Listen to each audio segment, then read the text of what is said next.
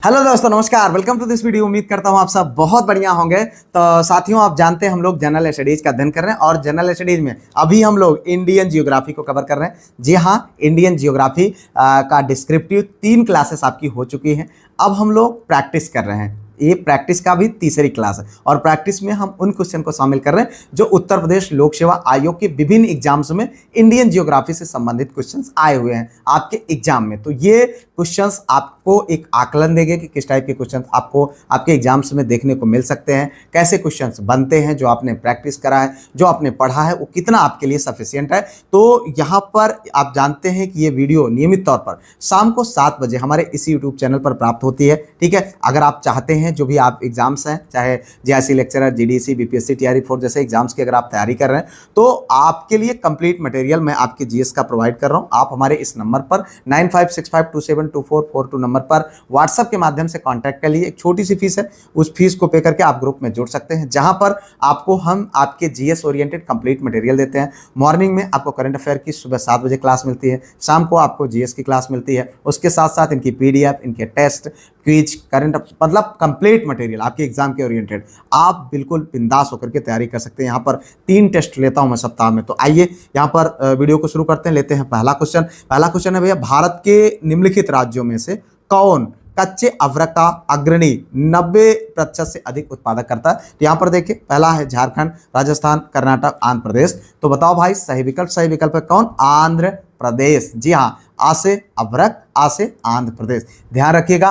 तो अगर हम इसकी बात करें तो सबसे ज़्यादा जो उत्पादन होता है वो कहाँ पर होता है? आंध्र प्रदेश में। और इसके दूसरे नंबर पर जो आता है वो राजस्थान है। ठीक है, आगे बढ़ते लेते हैं अगला क्वेश्चन। यहाँ पर देखिए, निम्नलिखित में से कौन एक पठार भारत का खनिज हृदय के रूप में जाना जाता है? तो बात हो रही है कौन सा एक पठार जो भारत के खनिज हृदय के रूप में जाना जाता है। तो यहाँ पर है भांडर और मेघालय, दक्कन, छोटा नागपुर पठार। तो बताएं भाई, सही विकल्प है क्या? हम सब जानते हैं, बहुत फेमस है ये छोटा नागपुर पठार। नाम भले छोटा लिखा है लेकिन काम इसका बहुत बड़ा है। भारत का ये धात्विक खनिज में अगर हम बात करें तो ये भारत का हृदय है। ठीक है, तो इसको माना जाता है क्योंकि आप जानते हैं कि यहाँ से प्रचुर मात्रा में माइका, बॉक्साइट, तांबा, चूना पत्थर, लौह अयस्क और कोयला पाए जाते हैं। ठीक है, आगे बढ़ते हैं अगला क्वेश्चन। उससे पहले एक बात आप ध्यान रखें मेरे भाई, जितने भी क्वेश्चन आपके सही हो कमेंट में आप उनको आंसर जरूर देते जाएं, जिससे आपका माइंड इन्वॉल्व होगा और आपको चीजें लंबे समय तक याद रहेंगी।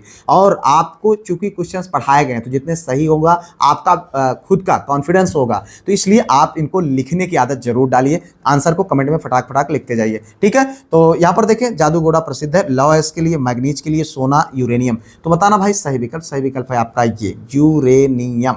ठीक है, अगर हम बात करें यूरेनियम जो है यहाँ पर जादूगोंडा खान झारखंड के सिंहपुर, कहाँ पर? सिंहभूम जिले में स्थित है। कहाँ पर? सिंहभूम जिले में स्थित है। यह भारत का प्रमुख यूरेनियम उत्पादक क्षेत्र है। ठीक है, यूरेनियम के मुख्य अयस्क अगर हम बात करें पिंच ब्लैंड और यूरेनाइट है। ठीक है, यह अयस्क धारवाड़ एवं आर्कटिक चट्टानों में पाए जाते हैं।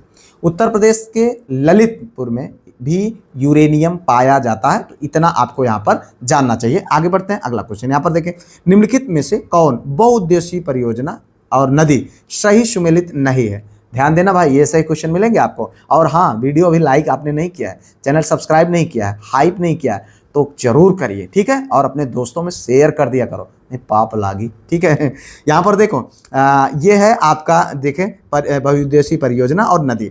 तो सलाल, चिनाव, उकाई, बनास, बाणसागर, सोन, तीन, रावी। बताओ कौन सही सुमेलित नहीं है? तो यहाँ पर अगर हम बात करें तो ये सही सुमेलित नहीं है आपका उकाई। ठीक है, बनास।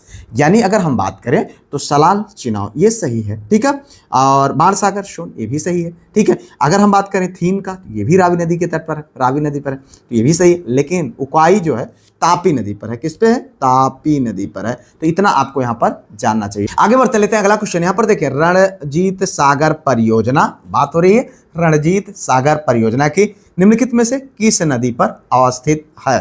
सतलज, झेलम, रावी, ब्यास। बताओ भाई सही विकल्प। सही विकल्प है आपका रावी, र से रणजीत, रा से रावी सागर परियोजना।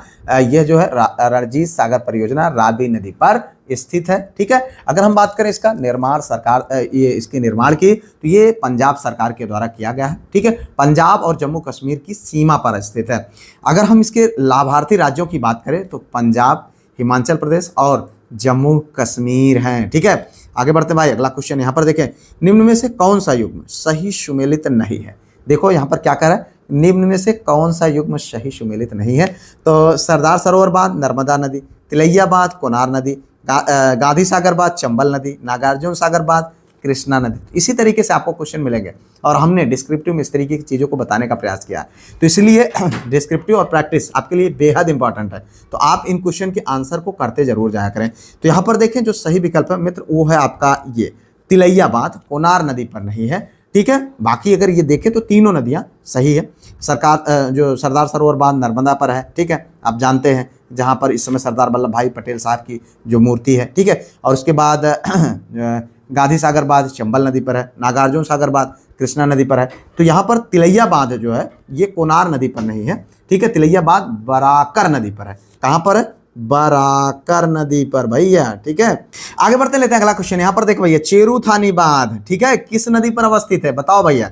तो पेरियार, पंपार, भवानी, काबिनी। तो बताएं भैया सही विकल्प। सही विकल्प है आपका ये पेरियार। ठीक है, तो पेरियार की जब बात आती है तो ये अगर हम बात करें तो चेरुथानी बांध केरल के इडुक्की जिले में है। ठीक है, यह चेरुथानी नदी पर स्थित है। चेरुथानी नदी पेरियार नदी की सहायक नदी है, मतलब आप समझिएगा। ठीक है, डायरेक्टली पेरियार नदी पर नहीं है, चूंकि विकल्प नहीं है तो इसलिए यहाँ पर क्या माना जा रहा है पेरियार। और वैसे अगर देखा जाए तो ये चेरुथानी नदी पर बना हुआ है और चेरुथानी नदी जो है पेरियार की सहायक नदी है, तो इसलिए यहाँ पर पेरियार विकल्प सही हो गया। तो थोड़ा सा इसको आपको ध्यान देना जरूरी है। इससे जो जल विद्युत उत्पादित किया जाता है आसपास के क्षेत्रों में उससे बिजली की आपूर्ति की जाती है। आगे बढ़े भाई, अगला क्वेश्चन, निम्नलिखित में से कौन सी सही सुमेलित नहीं है। देखो यहाँ पर यह है नहर परियोजना, ये है भैया स्थिति। ठीक है, नहर परियोजना स्थिति। घाट प्रभा नहर परियोजना कर्नाटक में, उकाई नहर परियोजना गुजरात में, नीरा नहर परियोजना महाराष्ट्र में, जवाई परियोजना तमिलनाडु में। तो यहाँ पर देखिए जो सही विकल्प है मित्र वो है आपका डी। क्या है, डी है। ठीक है, अगर हम बात करें तो घाट प्रभा नहर परियोजना में कर्नाटक में स्थित है। ठीक है, और अगर हम बात करें उकाई नहर परियोजना का तो ये गुजरात में है, नीरा नहर परियोजना ये महाराष्ट्र में, लेकिन जवाई परियोजना की अगर हम बात करें तो ये तमिलनाडु में नहीं है बल्कि ये कहाँ है, राजस्थान में है। तो इतना आपको यहाँ पर जानना चाहिए। आगे बढ़ें, अगला क्वेश्चन यहाँ पर देखो बाण सागर परियोजना स्थित है कहाँ पर, रिहन नदी पर, सोन नदी पर, कन्हर नदी पर। देखो भाई ऐसे ही क्वेश्चन आपको मिलेंगे एग्जाम में, अभी जीआईसी एलटी ग्रेड में इसी टाइप के क्वेश्चन पूछे गए थे, तो इसलिए आप इनको बिल्कुल भी इग्नोर ना करें। तो सही विकल्प क्या है, सोन नदी। ठीक है, अगर हम देखें तो बाण सागर परियोजना सोन नदी पर स्थित है और इसका उद्देश्य क्या है, सिंचाई एवं जल विद्युत उत्पादन। ठीक है, यह उत्तर प्रदेश, बिहार और मध्य प्रदेश की संयुक्त परियोजना है। ठीक है, आगे बढ़े भाई, अगला क्वेश्चन, निम्नलिखित में से कौन सामान्य नमक के लिए एक स्रोत है, बॉक्साइट, हाइलाइट, पाइराइट, कैल्साइट। ठीक है, तो यहाँ पर आप देखें जो सही विकल्प है मित्र वो है आपका ये हाइलाइट। देखिए यहाँ पर टेबल नमक यानी NaCl का मुख्य स्रोत खनिज हाइलाइट है। ठीक है, हाइलाइट को सीधा नमक भी कहा जाता है, इसका खनन कर सामान्य नमक प्राप्त किया जाता है। ठीक है, आगे बढ़ते लेते हैं अगला क्वेश्चन। यहाँ पर देखिए भैया मीठे पानी की कल्पसर परियोजना अवस्थित है कहाँ पर, देखिए यहाँ पर गुजरात, हरियाणा, महाराष्ट्र, राजस्थान। तो बताएं भाई सही विकल्प। यहाँ पर जो सही विकल्प है भैया वो है आपका गुजरात। ठीक है, कल्पसर परियोजना गुजरात राज्य के दक्षिणी भाग में स्थित है। ठीक है, खंभात की खाड़ी में विशाल बांध पर ये इसका निर्माण किया गया और इसका उद्देश्य क्या है, ज्वारीय शक्ति उत्पादन करना। ठीक है, पेयजल, सिंचाई और औद्योगिक उपयोग हेतु जल उपलब्ध कराना। ठीक है भैया, आगे बढ़ते लेते हैं अगला क्वेश्चन। यहाँ पर देखें शिव समुद्रम जल विद्युत परियोजना स्थित है कहाँ, तमिलनाडु, केरल, आंध्र प्रदेश, कर्नाटक। तो बताओ भाई सही विकल्प। तो सही विकल्प है आपका कर्नाटक। जी हाँ, कर्नाटक में कावेरी नदी पर स्थित है, ये जानना चाहिए आपको। शिव समुद्रम जलप्रपात के समीप शक्ति गृह स्थापित है। क्या स्थापित है, शक्ति गृह स्थापित है। यहाँ 1902 से विद्युत उत्पादन आरंभ हुआ है। ठीक है, अगर हम इसकी आपूर्ति की बात करें तो ये इससे आपूर्ति होती है कोलार की खानों में। ठीक है, बेंगलुरु, मैसूर की मिलों एवं अन्य क्षेत्रों में इससे आपूर्ति पूरी होती है। आगे बढ़े, अगला क्वेश्चन, इंदिरा गांधी नहर का उद्गम स्थल है भैया गांधी सागर बांध, भांगड़ा, हरिके बैराज, गोविंद बल्लभ बांध। तो बताओ भाई सही विकल्प है आपका सी, हरिके बैराज। देखिए यहाँ पर अगर बात करें इंदिरा गांधी नहर का उद्गम जो है हरिके बैराज से होता है। कहाँ से? हरिके बैराज से होता है। हरिके बैराज सतलज और ब्यास नदी के संगम पर स्थित है। हम लोगों ने अभी डिस्क्रिप्टिव पढ़ते वक्त इसको देखा हुआ था। तो यह भारत की सबसे बड़ी नहर प्रणाली है। और अगर हम बात करें तो ये संयुक्त परियोजना है किन राज्यों की? पंजाब की, हरियाणा की और राजस्थान की। तो इतना आपको यहाँ पर जानना चाहिए। आगे बढ़े, अगला क्वेश्चन यहाँ पर देखिए, निम्न में से किस राज्य में लौह अयस्क नहीं पाया जाता? मित्रों ये बात आप जान ले कि जो क्वेश्चन आपको कराए जा रहे हैं कोई जरूरी नहीं एग्जैक्टली ऐसे क्वेश्चन देखने को मिल जाए। यहाँ पर आपसे संबंधित जो डिस्क्रिप्टिव चीज़ों को मैं बात करता हूँ उससे संबंधित पीछे जा सकते हैं, तो उनको लिखने के चक्कर में ना पड़े। PDF ग्रुप ज्वाइन कर लीजिए, ठीक है। टेस्ट और क्विज सब पार्टिसिपेट करिए, बहुत दिमाग मत लगाइए, ठीक है। बहुत दिमाग लगाएंगे तो नुकसान हो जाएगा। अभी आपने देखा अलग अलग प्रकार के एग्जाम्स आ रहे हैं, रिजल्ट आ रहे हैं और उनमें क्या हो रहा है? यही हो रहा है, ठीक है। तो इस तरीके से चीज़ों से बचें। आप यहाँ पर देखें, निम्न में से किस राज्य में लौह अयस्क नहीं पाया जाता है? ठीक है, तो बिहार, मध्य प्रदेश, कर्नाटक और उत्तर प्रदेश। तो सही विकल्प क्या होगा भाई? यहाँ पर अगर हम बात करें तो इसका सही विकल्प है उत्तर प्रदेश, ठीक है। उत्तर प्रदेश में लौह अयस्क नहीं पाया जाता है। इसके प्रमुख भंडारण की अगर हम बात करें लौह अयस्क के, तो कर्नाटक, उड़ीसा, झारखंड, छत्तीसगढ़, बिहार और मध्य प्रदेश है, ठीक है। आगे बढ़ो भाई, अगला क्वेश्चन यहाँ पर देखो, निम्नलिखित में से कौन सा सही सुमेलित नहीं है? बात हो रही कौन सा सही सुमेलित नहीं है। यहाँ पर है देखो, खनिज है, ठीक है, उत्खनन क्षेत्र है। तो अगर हम बात करें तांबा चित्रदुर्ग, लौह अयस्क बेल्लारी, मैग्नीज भीलवाड़ा, बॉक्साइट कटनी। तो इसमें आपको बताना कौन सही सुमेलित नहीं है। 1 और 2, 2 3, 1 3, 2 4। तो बताओ भाई सही विकल्प। सही विकल्प की अगर हम बात करें तो यहाँ पर जो सही है वो है आपका सी, 1 और 3। यानी अगर हम देखें यहाँ पर तो आपका 1 और 3 जो है एक इसमें 1 नंबर यानी तांबा और मैग्नीज भीलवाड़ा, ये दोनों सही सुमेलित नहीं है, ठीक है। अगर हम बात करें तांबा जो है चित्रदुर्ग नहीं, बल्कि ये कहाँ से है? राजस्थान के खेतड़ी, झुंझुनू आदि जगहों से है, ठीक है। अगर हम बात करें मैग्नीज की तो ये मध्य प्रदेश, महाराष्ट्र, उड़ीसा में पाया जाता है। लौह अयस्क बेल्लारी में और बॉक्साइट कटनी में ये यहाँ पर पाए जाते हैं, ठीक है। तो इस तरीके से आगे बढ़ते भाई, अगला क्वेश्चन यहाँ पर देखो, भारत का निम्नलिखित में से कौन सा क्षेत्र उच्च तीव्रता की भूकंपीय मेखला यानी zone of high seismic intensity में नहीं आता है? नहीं आता है भाई, देख लेना। तो उत्तराखंड, कर्नाटक पठार, कच्छ, हिमाचल प्रदेश। तो बताओ भाई सही विकल्प। सही विकल्प है आपका यहाँ पर भी कर्नाटक पठार। ध्यान दीजिएगा, कर्नाटक का पठार प्रायद्वीपीय भारत का हिस्सा है, ठीक है। यह एक स्थिर एवं दृढ़ स्थल खंड है। यहाँ भूकंप का प्रभाव सबसे कम होता है, इसी कारण इसे न्यूनतम प्रभावित क्षेत्र कहा जाता है, ठीक है। अगर हम बात करें डैमेज रिस्क की, तो डैमेज रिस्क के आधार पर कर्नाटक का पठार का जो जोन है न्यूनतम प्रभाव क्षेत्र में रखा गया। आगे बढ़े भाई, अगला क्वेश्चन, भारत का सबसे अधिक बाढ़ग्रस्त राज्य है? देखें, असम, आंध्र प्रदेश, बिहार, उत्तर प्रदेश। तो बताओ भाई सही विकल्प। सही विकल्प है आपका सी, क्या है? बिहार, ठीक है। भारत का सबसे अधिक बाढ़ग्रस्त राज्य कौन सा है? बिहार का है, ठीक है। इसका प्रमुख कारण क्या है? कोसी नदी है। इसका प्रमुख कारण क्या है? कोसी नदी है, ठीक है। कोसी नदी जो है निरंतर अपने मार्ग को बदलती रहती है। अभी हम लोगों ने देखा था कोसी को बिहार का शोक कहा जाता है, जिसकी वजह से इसको मतलब जिससे बाढ़ की विभीषिका बनी रहती। भाई प्लेन जमीनें हैं, जहां मर्जी हो लेके निकल इसको हुआ का गाड़ी घोड़ा थोड़ी न ढूंढे के, वह जौन पाइस वो में अपन निकल गई, घर वर गिरावत सब सपाट कर डालत है।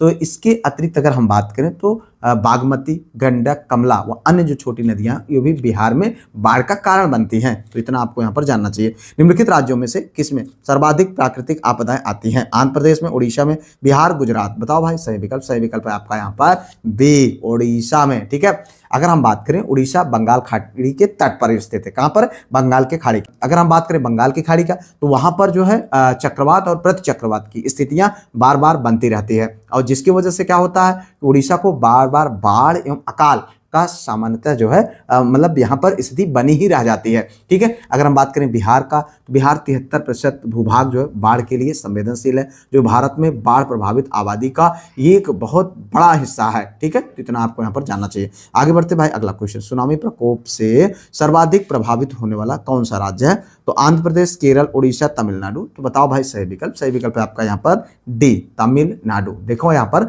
समुद्री भूकंपीय लहरों को जापानी भाषा में सुनामी कहा जाता है। है। ठीक है, वर्ष 2004 में सुनामी आई हुई थी। ठीक है, और यहाँ पर भारत में यह प्रकोप मुख्यतः खास करके नागपट्टिनम, पिछावरम, भितरकनिका एवं मुथुपेट स्थलों पर पड़ा था। इन क्षेत्रों में तमिलनाडु राज्य का नागपट्टिनम जिला सर्वाधिक प्रभावित रहा है। ठीक है, आगे बढ़ो, अगला क्वेश्चन यहाँ पर देखो, निम्नलिखित शैल तंत्रों में से कौन सा धात्विक खनिजों में सर्वाधिक संपन्न है? निम्न बिंद तंत्र, धारवाड़ तंत्र, कुड़प्पा तंत्र, ऊपरी बिंद तंत्र। तो बताओ भाई सही विकल्प है आपका यहाँ पर धारवाड़ तंत्र। ठीक है, धारवाड़ तंत्र की चट्टानों का निर्माण आर्कियन क्रम की चट्टानों के रूपांतरण तथा भ्रंश से किया गया। हमने इस पर चर्चा भी किया हुआ था। इसमें आग्नेय, निक्षेप, शिस्ट और नाइस प्रमुख हैं। ठीक है, तो यहाँ पर आपको इतना जानना चाहिए। आगे बढ़ते हैं, यहाँ पर लेते हैं अगला क्वेश्चन, निम्नलिखित में से कौन सुमेलित नहीं है? देखो यहाँ पर यह है सोना, कोलार। ठीक है, अगर हम बात करें कोयला, झरिया, मतलब इसकी खदानों की बात हो रही भैया, लौह अयस्क, गुट्टूर, हीरा, पन्ना, तो कौन सा सही सुमेलित नहीं है? तो अगर हम बात करें तो लौह अयस्क, गुट्टूर ये सही सुमेलित नहीं है। सोना कोलार की खानों में, ठीक है, जो कि कर्नाटक में है। कोयला जो कि झरिया बहुत फेमस है, आप सब झरिया झारखंड कोयला बहुत फेमस है। अगर हम बात करें हीरा, पन्ना ये बहुत फेमस है मध्य प्रदेश में। ठीक है, तो आगे बढ़ते हैं अगला क्वेश्चन, भारत में टीन का अग्रगण्य उत्पादक है कौन? देखें यहाँ पर अगर हम बात करें भारत में टीन का अग्रगण्य जो उत्पादक है, 4 विकल्प है, आंध्र प्रदेश, छत्तीसगढ़, झारखंड, उड़ीसा। तो यहाँ पर जो सही विकल्प है वो है छत्तीसगढ़। ठीक है, भारत में टीन का अग्रगण्य व एकमात्र उत्पादक राज्य छत्तीसगढ़ है। ठीक है, अगर हम बात करें इसके भंडारण की तो हरियाणा, छत्तीसगढ़ ये इसके प्रमुख भंडारण के क्षेत्र हैं। ठीक है, आगे बढ़ो, अगला क्वेश्चन, भारत में कौन सा राज्य मैग्नीज का सर्वाधिक उत्पादक करता है? तो महाराष्ट्र, मध्य प्रदेश, कर्नाटक, उड़ीसा। तो यहाँ पर जो सही विकल्प है भैया वो है आपका ये मध्य प्रदेश। ठीक है, अगर हम बात करें तो चूंकि जब ये क्वेश्चन इस तरीके के पूछे गए थे तो उस दौरान मैग्नीज का सर्वाधिक जो उत्पादक करता था वो मध्य प्रदेश करता था। लेकिन अगर अभी की हम बात करें तो वर्तमान में ये स्थितियां बदल गई हैं। एक बार ध्यान दीजिएगा मेरे भाई, इस तरीके के क्वेश्चन में कंफ्यूज आपको नहीं होना है, क्योंकि इसलिए आपको आंसर ये बताया जा रहा है, हम ये प्रीवियस ईयर सॉल्व करा रहे हैं। तो यहाँ पर जो सही आयोग ने माना था उसको हमने आपको दिखा दिया। लेकिन अब अगर इस तरीके की चीज़ें अगर क्वेश्चन आपका आएगा तो यहाँ पर चीज़ें बदल जाएंगी। तो अगर हम बात करें तो वर्तमान में जो शीर्ष उत्पादक जो राज्य हैं उनमें उड़ीसा पहले नंबर पर है ये। ठीक है, उसके बाद फिर मध्य प्रदेश का नंबर आ गया, फिर महाराष्ट्र का नंबर है। तो अभी के लिए फिलहाल अब जब आपसे क्वेश्चन पूछा जाएगा तो उड़ीसा आपको आंसर देना है। ठीक है, आगे बढ़ो, अगला क्वेश्चन यहाँ पर देखिए, काली मिट्टी के संदर्भ में कौन सा कथन सही है? तो इसे देखिए, इसे रेंगुर या रेंगुर के नाम से जाना जाता है। इनमें लोहा, चूना, कैल्शियम और पोटास की प्रचुरता होती है। केवल एक, केवल दो, एक दो, दोनों, ना तो एक ही ना तो दो। आपको बताना भाई सही विकल्प है आपका यहाँ पर सी। ठीक है, ये वाला आपका एक और दो दोनों सही। सामान्यतः इस तरीके के क्वेश्चन में यही टाइप के आंसर होते हैं। ठीक है, काली मिट्टी को रेंगुर या रेंगुर भी कहते हैं। ठीक है, इसका विस्तार कर्नाटक, महाराष्ट्र, गुजरात, मध्य प्रदेश होता है और इनमें लोहा, चूना, मैग्नीशियम, एल्युमिनियम और पोटास की प्रचुरता होती है। ठीक है, और इनमें फास्फोरस, नाइट्रोजन और जैव पदार्थों की कमी होती है। ठीक है, अगर हम आप बात करें तो इसे कपासी मिट्टी या बिना जुताई वाली मिट्टी भी कहते हैं। तो ये भी क्वेश्चन बन जाता है भाई कि कपासी मिट्टी किसे कहते हैं, तो इस सब समझ सकते हैं इतना आपको। ठीक है, आगे बढ़ते हैं, अगला क्वेश्चन यहाँ पर देखें, लावा मिट्टी पाई जाती है कहाँ? छत्तीसगढ़ के मैदान में, सरयू पार मैदान में, मालवा पठार में, शिलांग में। तो बताओ भाई सही विकल्प है आपका यहाँ पर सी, मालवा पठार में। ठीक है, ज्वालामुखी से निकले लावा से बनी मिट्टी जिसे लावा मिट्टी कहा जाता है, काली मिट्टी कहा जाता है, रेंगुर मिट्टी, कपासी मिट्टी, इसको इसे इन नामों से जाना जाता है। यह मिट्टी मुख्यतः मालवा पठार यानी जो है मध्य प्रदेश और गुजरात, आंध्र प्रदेश और महाराष्ट्र में पाई जाती है। ठीक है, आगे बढ़े, अगला क्वेश्चन, दंडकारण्य क्षेत्र में मुख्यतः पाई जाती है काली मिट्टियाँ, जलोढ़ मिट्टियाँ, लैटराइट मिट्टियाँ, लाल और पीली मिट्टियाँ। बताओ भाई सही विकल्प है आपका डी, लाल और पीली मिट्टियाँ। ठीक है, दंडकारण्य क्षेत्र छत्तीसगढ़, उड़ीसा और आंध्र प्रदेश का भाग है। यहाँ सर्वाधिक विस्तार लाल और पीली मिट्टियों की है। ठीक है, तो इस तरीके से आगे बढ़ते हैं, अगला क्वेश्चन, भारत में इको मार्क का प्रतीक है कौन सा? आपको बताओ भाई, यहाँ पर देखें, इको मार्क का उगता सूरज, मिट्टी का पात्र, शेर और गेहूं की बाली। हम सब जानते हैं मिट्टी का पात्र ये इको फ्रेंडली है।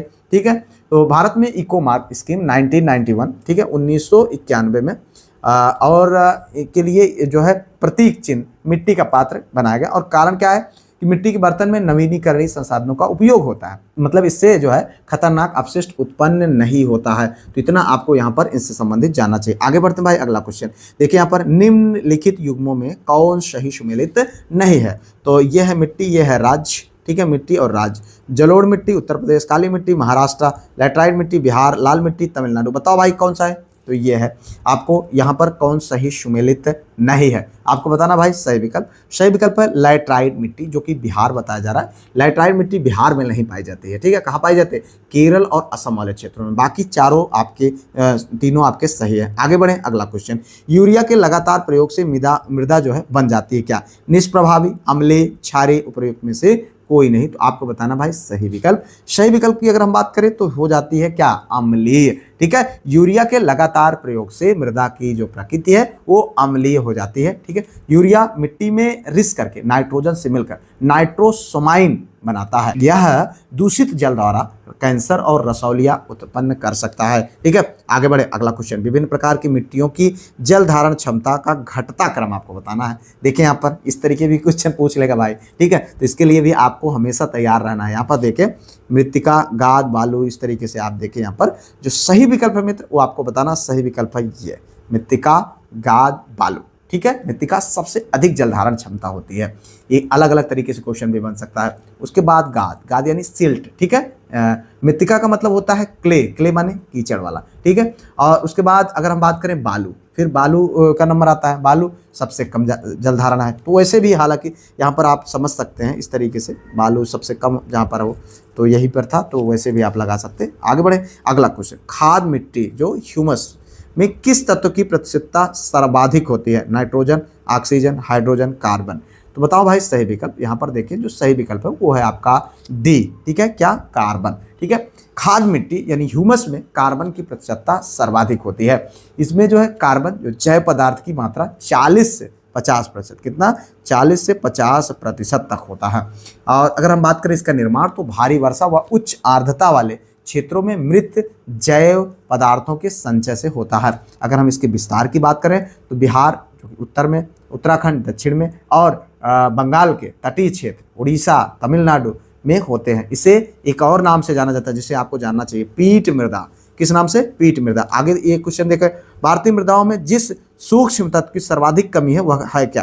तांबा, लोहा, मैग्नीज, जस्ता। बताओ भाई क्या है सबसे ज्यादा कमी? तो वो है भैया जस्ता, ठीक है। भारतीय मृदाओं में जस्ता यानी जेड की सर्वाधिक कमी पाई जाती है। जस्ता फसलों की रोग प्रतिरोधक क्षमता को बढ़ाता है। यह फसलों के तेज विकास में सहायक होता है, ठीक है। आगे बढ़े भाई, अगला क्वेश्चन यहाँ पर देखिए, ह्यूमस उदाहरण है किसका? तो मृदा संचरण का, क्रिस्टलाइड का, जैविक कोलाइड का, उपयुक्त में से कोई नहीं। सही विकल्प क्या है? जैविक कोलाइड का। किसी भी मृदा में पाए जाने वाले सभी विच्छेदित कार्बन पदार्थों को ह्यूमस कहते हैं। क्या कहते हैं? ह्यूमस कहते हैं, ठीक है। ह्यूमस का निर्माण विभिन्न पादप एवं जंतु अपशिष्टों के निच्छेदन द्वारा होता है, ठीक है। यह विघटन मृदा में पाए जाने वाले कवक एवं जीवाणुओं द्वारा किया जाता है, इसलिए ह्यूमस जैविक कोलाइड का एक उदाहरण भी है, ठीक है। आगे बढ़े, अगला क्वेश्चन यहाँ पर देखिए, विंध्य शैलों में जिसके बृहद भंडार पाए जाते हैं वह है क्या? चूना पत्थर, बेसाल्ट, लिग्नाइट और लौह अयस्क। तो बताओ भाई सही विकल्प। सही विकल्प है आपका ये चूना पत्थर, ठीक है। विंध्य शैलों का निर्माण हड़प्पा क्रम के बाद हुआ है, ठीक है। इनमें चूना पत्थर के विशाल भंडार पाए जाते हैं। विंध्य शैलों का विस्तार लगभग 1,00,000 वर्ग किलोमीटर तक है, ठीक है। तो यहाँ पर इतना आपको जानना चाहिए। अगर हम बात करें इसके क्षेत्र का, तो बिहार में सासाराम से लेकर के अरावली जो कि चित्तौड़गढ़ तक वाले क्षेत्र में फैला हुआ है। अगर हम प्रमुख शैले की बात करें तो इसमें जो है बालू पत्थर, सेल व चूना पत्थर होते हैं। आगे बढ़े, अगला क्वेश्चन यहाँ पर देखिए, भारतीय हीरा संस्थान अवस्थित है, बहुत फेमस है, नई दिल्ली, सूरत, जयपुर, मुंबई। बताओ भाई सही विकल्प। सही विकल्प है आपका ये सूरत, ठीक है। हीरा संस्थान, भारतीय हीरा संस्थान सूरत में है। और यहाँ पर अगर हम बात करें तो इसकी स्थापना 1978 में, कब? 1978 में इसकी स्थापना हुई है और इसका उद्देश्य भारतीय ज़ेवरातों की गुणवत्ता, डिजाइन और वैश्विक प्रतिस्पर्धा को बढ़ाना है। ठीक है, आगे बढ़ो। अगला क्वेश्चन, राष्ट्रीय वानस्पतिक शोध संस्थान अवस्थित है लखनऊ, नई दिल्ली, देहरादून, चेन्नई। अभी के लिए आप जान लीजिए, बाकी हम बाद में इसको सारणीनुमा एक जगह पर देंगे। ठीक है, सारे अनुसंधानों को, इसलिए आप बिल्कुल चिंता ना करें। तो आप जानते हैं ये है लखनऊ। अभी हम लोग इसमें अब टूर लेकर के अपने बच्चों को भी यहाँ पर पिछली बार वाला टूर जो है यहीं पर गए थे लखनऊ में। ठीक है, तो यहाँ पर गन्ना अनुसंधान केंद्र और वनस्पति शोध संस्थान, ये सारी जगहों पर हम लोगों ने बच्चों को घुमाया था।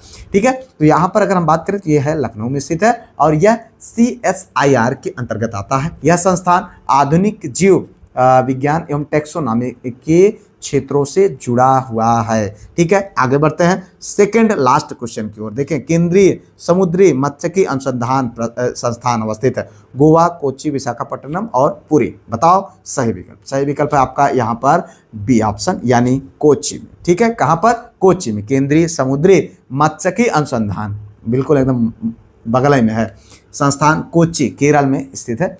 इसका अगर हम इसकी स्थापना की बात करें तो 3 फरवरी 1947 में हमारे देश की आज़ादी के ही समय में वहाँ पर रखा गया। भारत सरकार द्वारा कृषि मंत्रालय के अधीन की गई और वर्ष 1967 में इसे जो है ये ICAR यानी भारतीय कृषि अनुसंधान परिषद के अधीन में डाल दिया गया।